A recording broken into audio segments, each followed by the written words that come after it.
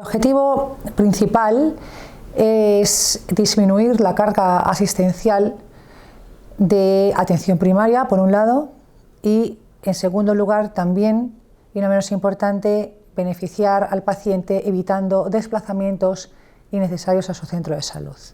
Entonces, por ese motivo, desde hace un año, exactamente en enero del año 22, desde la Dirección General de Inspección, Ordenación y Estrategia Sanitaria, nos pusimos en marcha para ver de qué manera podíamos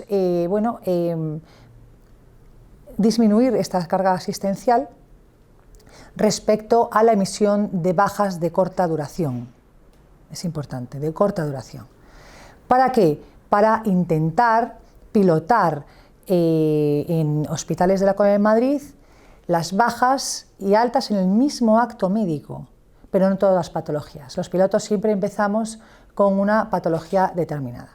Entonces, además, nos ampara para la realización de este piloto el Real Decreto 625/2014 de incapacidad temporal, en el cual indica que será el facultativo del Sistema Nacional de Salud el que emita la baja previo reconocimiento del paciente. Por lo tanto, la ley ampara que también en los centros hospitalarios se puedan emitir bajas y su luego correspondiente alta en las patologías que correspondan. Entonces, se forma un equipo. Hace un año la Consejería de Sanidad, liderada por la Inspección Sanitaria, en el cual también están involucrados otros centros directivos, como son la Gerencia Asistencial, la Atención Primaria, la Gerencia de Hospitales, además como los sistemas de información, porque es un proyecto de una envergadura informática muy compleja, dado que hay que sincronizar lo que es el programa, el aplicativo de la emisión de bajas ITweb, con los sistemas de información de los hospitales de la Comunidad de Madrid, Selene y HCIS. Eso es lo que nos está llevando muchísimo trabajo, ni nada más ni nada menos que 12 meses de elaboración. Lo estamos haciendo el piloto en 2 hospitales de la Comunidad de Madrid y para determinadas patologías. En este caso, el piloto en la fase 1 será para pruebas de endoscopia y colonoscopias en nuestra región. En atención primaria, claramente con una disminución importantísima, y te voy a dar datos, de lo que son el trabajo administrativo, como la emisión de una baja o una alta de pacientes que no valoran, porque efectivamente cuando un paciente se hace una prueba de colonoscopia en un centro hospitalario, estábamos comprobando que ese paciente tiene que ir previamente a su centro de salud para pedir la emisión de una baja. Posteriormente, desplazarse a su centro hospitalario y realizarse esa prueba. Después, volver a desplazarse a su centro de salud para pedir su alta correspondiente. Entonces, la inspección médica, que es la que tenemos por competencias el control de la incapacidad temporal, es cuando vimos qué necesidad había. Y te voy a dar un dato que es importantísimo y que se va a entender perfectamente por qué hemos elegido las pruebas colonoscopia y endoscopia.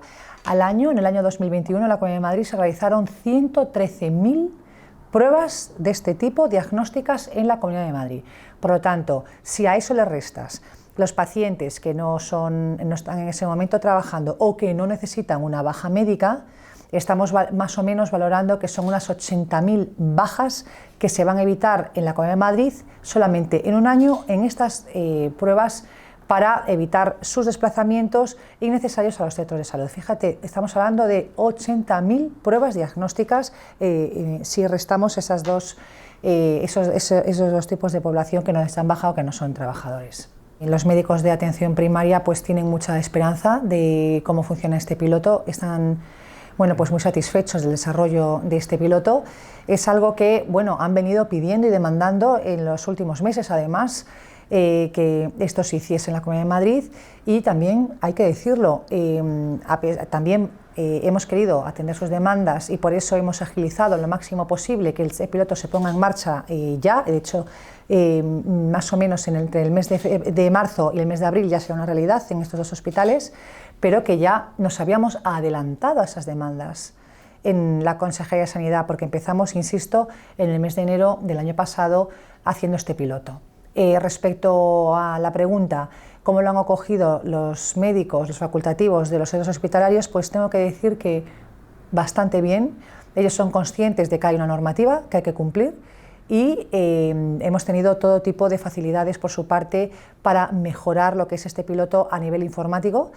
Y una muestra de ello es que la semana pasada un equipo de la Inspección Médica fuimos al Hospital Universitario Puerta de Hierro Majadahonda, en la cual nos reunimos con todos los facultativos de digestivo y bueno, pues con el programa IT Web les hicimos, pues fue una reunión muy didáctica en la cual explicamos pues en qué consiste este proyecto, qué fases hay, va a ser el mes ya de empezar a funcionar ya de forma real, no en forma piloto, y les enseñamos a emitir una baja en tiempo real. Entonces, bueno, pues hicimos varias prácticas y bueno, pues la verdad es que salimos todos muy satisfechos. Fue una reunión tremendamente productiva y bueno, pues considero que tanto unos como otros pues son conscientes de que esta realidad había bueno, pues que encararla y así lo estamos haciendo. Estamos en fase de pruebas. Comenzamos la semana pasada.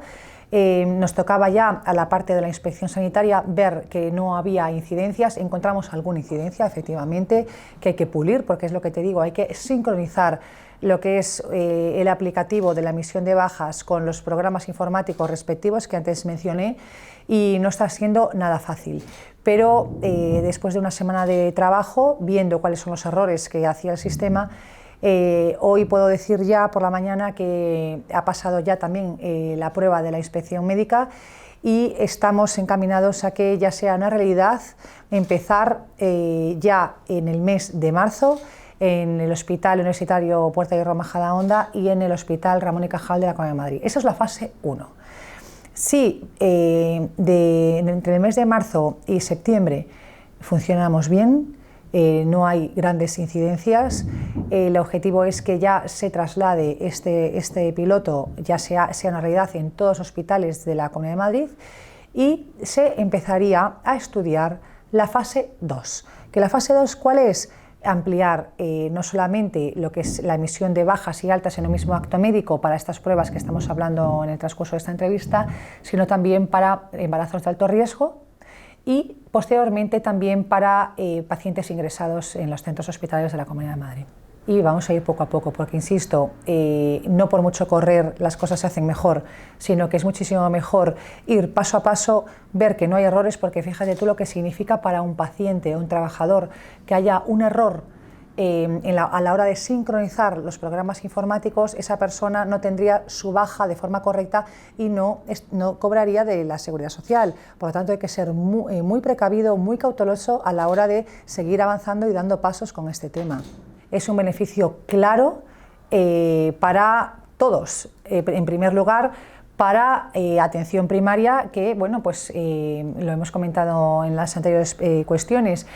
Hay una demanda clara, hay la emisión de bajas y altas cuando no se reconoce al paciente, que es este caso que estamos hablando de pruebas endoscópicas.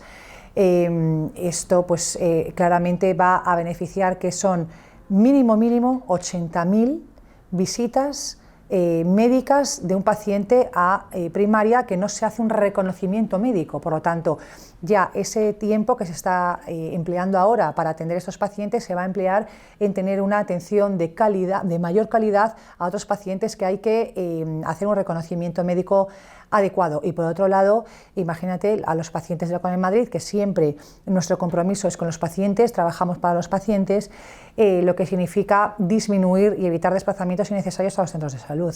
La ley de farmacia era un compromiso de legislatura de la presidenta Isabel Díaz Ayuso, modificar la ley que existía hasta el año pasado, que se aprobó en el mes de diciembre, dado que tras la pandemia vimos que había una necesidad sociosanitaria para mejorar tanto las condiciones de la farmacia de la Comunidad de Madrid como también de los pacientes a la hora de acudir a una farmacia. ¿En qué sentido?